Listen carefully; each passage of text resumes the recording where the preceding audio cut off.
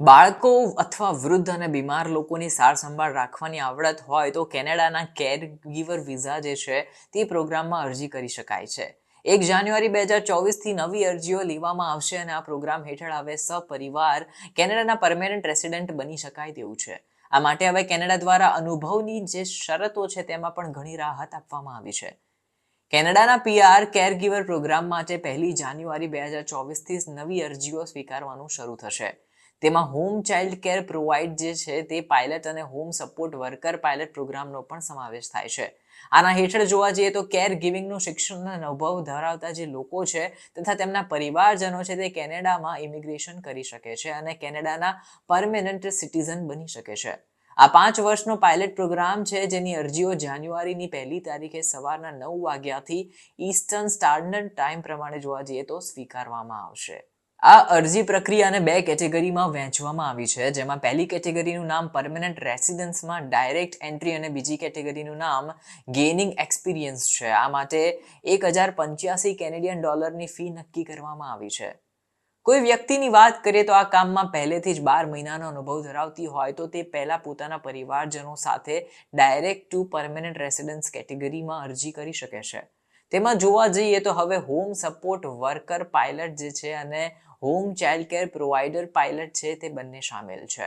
પરંતુ જો કોઈ વ્યક્તિને 12 મહિના કરતા ઓછો અનુભવ છે અથવા તો કેનેડામાં ક્યારેય ફૂલ ટાઈમ કેર ગીવર તરીકે કામ કર્યું ન હોય તો તે ગેઇનિંગ એક્સપિરિયન્સ કેટેગરીમાં અરજી કરી શકે છે. કેનેડામાં કોઈએ છેલ્લા 3 વર્ષની અંદર કુલ 12 મહિના અથવા વધુ સમય માટે ફૂલ ટાઈમ કેર ગીવર તરીકે કામ કર્યું હોય તો ડાયરેક્ટ ટુ પરમેનન્સ કેટેગરીમાં તે અરજી કરી શકે છે. કેનેડાએ ડોમેસ્ટિક કેરગીવર માટે ઓછામાં ઓછા 12 મહિનાના કામના અનુભવની શરતો પણ હળવી કરી દીધી છે.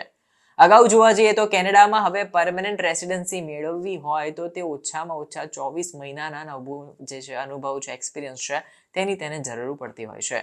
તેથી હવે 12 મહિનાના કામનો અનુભવ હોય તેવા લોકો પણ અરજી કરી શકશે. એટલે કે 12 મહિનાના બદલે હવે 24 મહિનાના કામથી પણ ચાલી જશે. તમારે આ અંગે જોવા જઈએ તો આઈઆરસીસીને પુરાવા આપીને દેખાડવું પડશે કે તમે હાલમાં પૂરતો અનુભવ ધરાવો છો અને અગાઉ ગેઇનિંગ એક્સપિરિયન્સ કેટેગરી હેઠળ પણ તમે અરજી કરી હતી. કેનેડિયન કેરગીવર પ્રોગ્રામનો ફાયદો લેવા માટે અરજી કેવી રીતે કરવી એ પણ મોટો સવાલ છે. આમ આપણે વખતે જોઈએ તો સૌથી પહેલા લેંગ્વેજ ટેસ્ટ પાસ કરવી જોઈએ અને ત્યાર પછી હવે ઇંગ્લિશ અથવા તો ફ્રેન્ચ ભાષામાં લેંગ્વેજ સ્કિલનો પુરાવો પણ આપવો જોઈએ. આનાથી હવે તમારા એજ્યુકેશનનું એસેસમેન્ટ કરાવવાનું રહેશે અને ત્યાર પછી તમારી પરમેનન્ટ રેસિડેન્સી એપ્લિકેશન પણ સબમિટ કરવાની રહેશે. તમે જ્યારે પણ અરજી કરો છો ત્યારબાદ આઈઆરસીસી માટે બાયોમેટ્રિક્સ પૂર્ણ કરવાની જરૂરત રહેશે જેથી પરમેનન્ટ રેસિડેન્સી સ્ટેટસ છે તે નક્કી થાય. તાજેતરમાં વર્ષ 2023 માટે home child care provider pilot માટે ઓનલાઈન લિમિટ આવી ગઈ છે, જ્યારે વૈકલ્પિક ફોર્મેટ હજુ પણ ઓપન છે. Home support worker pilot program પણ અત્યારે ઓપન છે અને આ બંને માટે હવે નવી અરજીઓ 1 જાન્યુઆરીથી સ્વીકારવામાં આવશે તેવી માહિતી મળી રહી છે.